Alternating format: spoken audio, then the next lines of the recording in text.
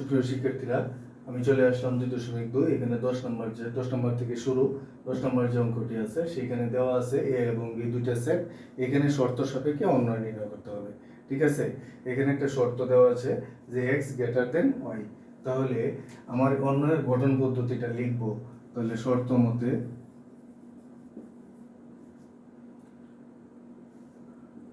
মতে অন্বয়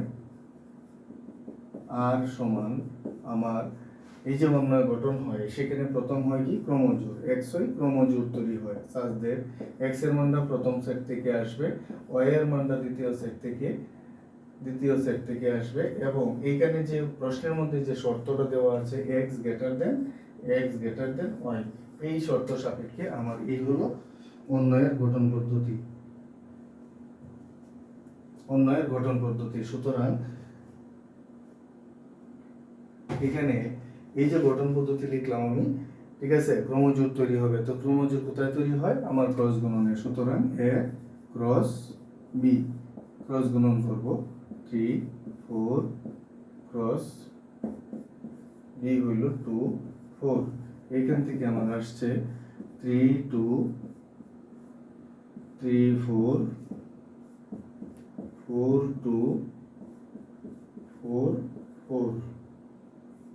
এই হলো আমার ক্রস গুণন নির্ণয় করলাম। এখন এই যে শর্ত আমার দেওয়া ছিল এখানে, এই যে শর্ত, অর্থাৎ প্রথম উপাদানটা বড়, x মানটা বড়, y এর মানটা ছোট, সেই সাপেক্ষে কোন ক্রমজোড়টা এখানে শর্ত পূরণ করে? এখানে এই একটা ক্রমজোড়, 3টা বড় 2 ছোট, আর হলো আমার এই আরেকটা ক্রমজোড়। এই দুইটা ক্রমজোড় আমার এই গঠন পদ্ধতির শর্ত পূরণ করে।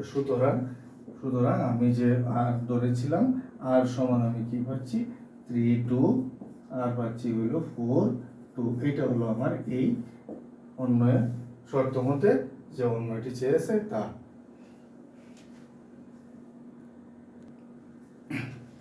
প্রিয় শিক্ষার্থীরা, 11 নম্বর যে প্রশ্নটি আছে এখানে সি দেওয়া আছে 2 5 এবং ডি দেওয়া আছে 4 6 7। তাহলে এইখানে যে অন্বয়ের শর্ত সাপেক্ষে অন্বয়ের গঠন পদ্ধতিটা কি হবে সেটা আমরা আগে লিখব। x y আমার ক্রমজোড় আসবে। x কোথা থেকে আসবে? প্রথম উপাদান থেকে, প্রথম সেট থেকে, আর y আসবে আমার দ্বিতীয় সেট থেকে, এবং আমার যে শর্ত দেওয়া আছে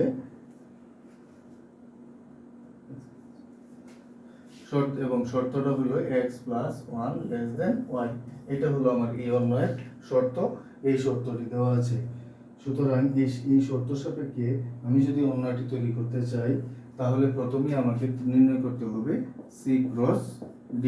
তাহলে c ক্রস d নির্ণয় করব। 2 5 ক্রস d হইল 4 6 7। এখন এইখানে আমার আসছে হলো 2 4, তারপর 2 6, তারপর 2 7, এরপরে হলো 5 4 5 6 5 7।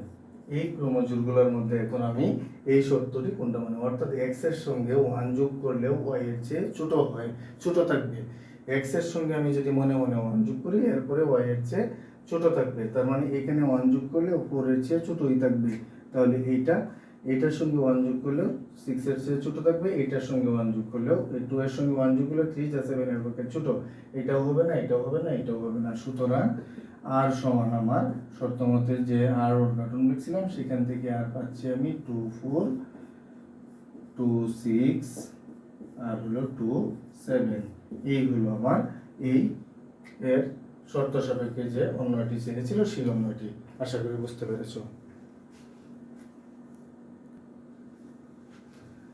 12 নম্বর যে অঙ্কটি আছে এখানে দেওয়া আছে একটা ফাংশন f(x) = x⁴ + 5x - 3। এখানে নির্দিষ্ট কয়েকটি ইমেজের মান বের করতে বলছে, অর্থাৎ -1। সুতরাং f প্রথম দিকে হইল -1, তাহলে এখানে আমি -1 বসাবো, প্লাস 5 * -1 -3। এখান থেকে কত হয়? এটা তো মাইনাসের +1 হবে, পাওয়ার 4 যেহেতু, এটা -5 - 3 সমান 1 - 8 সমান -7।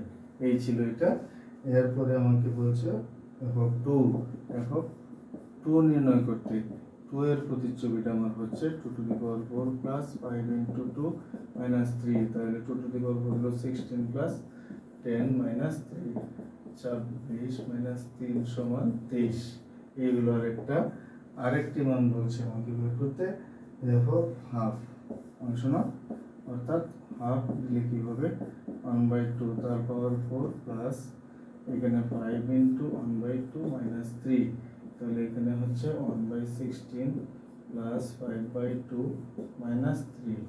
তাহলে আমি যদি এখানে লিখি তাহলে 16 হলো লসাগু 1 প্লাস 40, 8 16 রে দিতে হবে 8 তাছাড়া 40 মাইনাস 3 16 48, তাহলে এখানে কত হচ্ছে 41 মাইনাস 48/16, তাহলে 41 মাইনাস 7/16। এই ছিল আমার এই প্রশ্নটির সমাধান ফাংশনটির।